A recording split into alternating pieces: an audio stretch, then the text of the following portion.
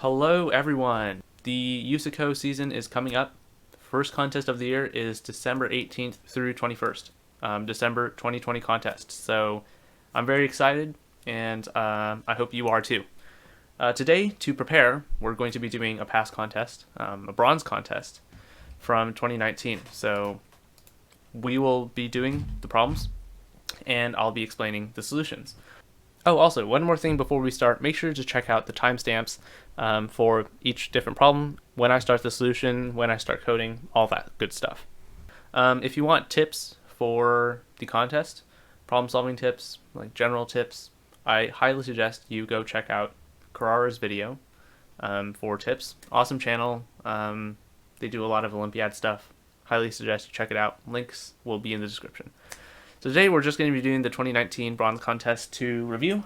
So last year I actually did this contest like during the actual time window, and this was my first ever USACO contest, and I got an in-contest promotion because I could solve the problems pretty well and they weren't too difficult. So I got an in-contest promotion. I did silver. I didn't do that well. In January I did silver again, didn't do that well again, and then in February finally I got promoted to gold, and then in the US Open I failed. I didn't solve any problems. So today we're just going to be doing bronze to, kind of review and get you all prepared. So hopefully y'all know what USACO is. If you don't, then I'll have a link to the About page in the description. Basically, it's just a yearly contest with different, rounds to help train your programming skills. Competitive programming skills, that is. Like algorithm stuff, not like really software development, that kind of stuff. But let's just get right into it. I've been trying to learn C++. I don't really like C++. It's okay, I'll get used to it eventually. But today we'll be using Python. So let's do the first problem. Problem 1, cow gymnastics. In order to improve their physical fitness, the cows have taken up gymnastics. Farmer John designates his favorite cow, Bessie, to coach the N other cows and to assess their progress as they learn various gymnastics skills.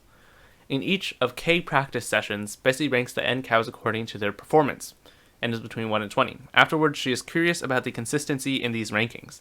A pair of two distinct cows is consistent if one cow did better than the other one in every practice session. Help Bessie compute the total number of consistent pairs. And let me just explain the problem a little bit. What we basically have to do is find every pair of cows that had the same relative ranking in each contest. And this means, for example, we can see that cow 4 always did better than cow 2. And cow 1 always did better than cow 3, and so on. So, I think the idea for most bronze problems, actually, is mostly brute force. There isn't really any algorithms required for bronze. Just brute forcing, which means checking every single case to see if it works. In most competitive programming problems, you have to worry about time complexity, and that's basically how long the program takes to run. You can't have it run too long. Time complexity is a topic for another time, but I might do a video on that later, perhaps, maybe. Yeah, let's just bash this problem.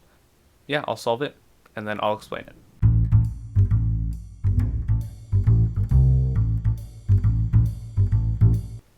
Okay, so now we're done.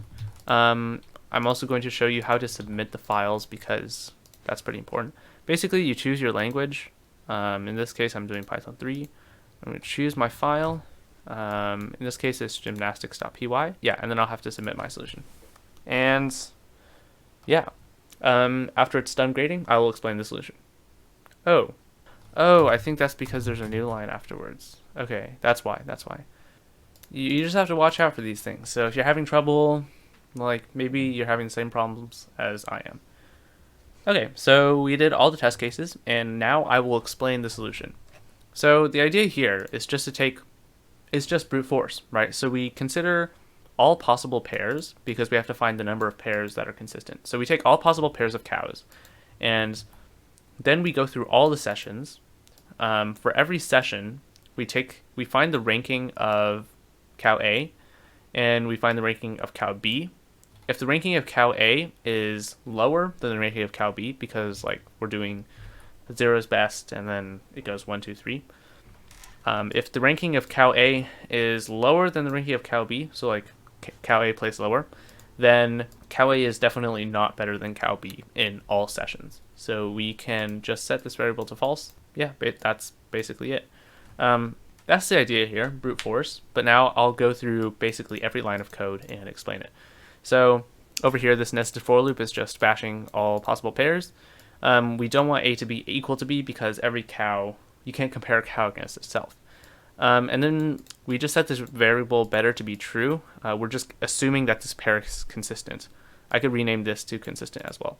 So we go through all the sessions, and then for every session, we look at the ranking of cow A and cow B. If cow A doesn't do better than cow B, then the pair is not consistent, and we can break. Then we cast this boolean consistent or better to an int, and add that to the answer. Our answer is, we just have to count how many consistent pairs there are.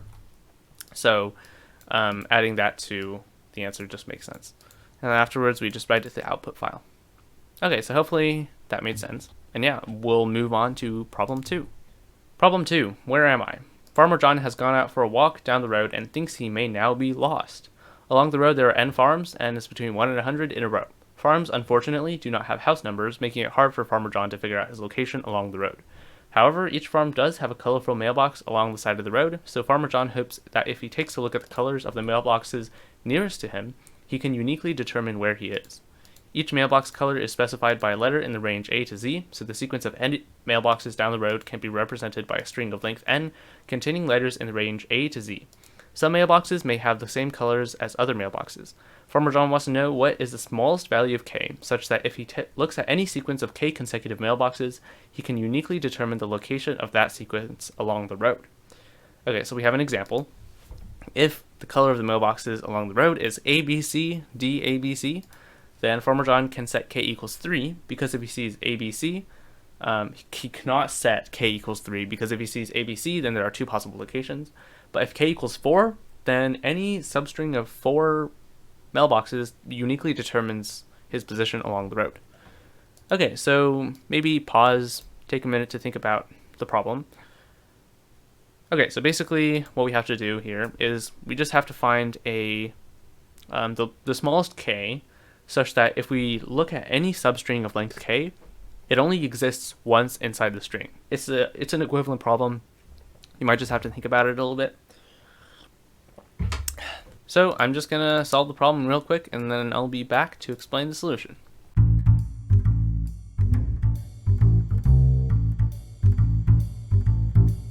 Okay, so we have our solution, and I'm going to submit it. Okay, there are no errors. So I'll be explaining the solution to this. What I did here was I just made a function that returns whether every subsequence of k consecutive mailboxes is unique. And this is what I explained at the beginning. It's the equivalent problem. We need the smallest k such that every subsequence of length k uniquely determines a position. So we need the subsequence of length k, every subsequence of length k, to be unique. And this function only takes an input of 1k, just to break down the problem further, make it easier to comprehend. So what we do is we loop through the entire string, and you maybe need to watch out for off by 1 errors here. But basically we go through the entire string, we find every single subsequence of length k using this for loop over here, and the second line just determines that subsequence. At the start, we also initialize a set which contains the sequences we've seen so far, or the subsequences or the strings. And this is just to make sure that we can run this over here, which is we can verify that every sequence has not been seen yet before. And this just guarantees that every sequence substring is unique, because we have this container which contains all the ones we've seen so far. After that, we need to update our set or container with our current sequence, and then at the end, if this has never been triggered, if every single subsequence has been unique, then we can return true, because that means that k works since every single substring of length k is unique. So we just have that function to break down the problem further, and then over here we just need to test every single k. We could do this using binary search, but that's not really required, so we'll just do it naively. We'll start from 1 and then we'll go up to n. We want to find the smallest k that works, so that's why we go in that order. The first k that we hit that works is definitely the smallest one, because we've tried all the smaller ones. So the first K that we find that works is our answer. And after that, we just print it out. So I think that's pretty simple. I think we are ready to move on to problem 3. Problem 3, livestock lineup. Every day, Farmer John milks his 8 dairy cows named Bessie, Buttercup, Belinda, Beatrice, Bella, Blue, Betsy, and Sue. The cows are rather picky, unfortunately, and require that Farmer John milks them in an order that respects n constraints. 1 is less than or equals n is less than or equals 7. Each constraint is of the form x must be milked beside y, stipulating that cow x must appear in the milking order either directly after cow y or directly before cow y. Please help Farmer John determine an ordering of his cows that satisfies all of these required constraints. It is guaranteed that an ordering is always possible. If several orderings work, then please output the one that is alphabetically first. That is, the first cow should have the alphabetically lowest name of all possible cows that could appear first in any valid ordering. Among all orderings starting with the same alphabetically first cow, the second cow should be alphabetically lowest among all valid orderings, and so on. So in this problem, we're basically just given a list of constraints. Each constraint says that 2 cows must be adjacent to each other in the ordering.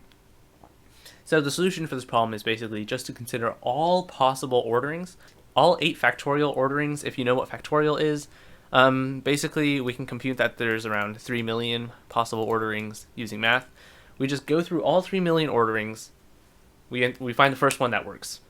And we can do this using either libraries, or we can do this using some recursion. So I'll be doing the solution, and then I'll be explaining this.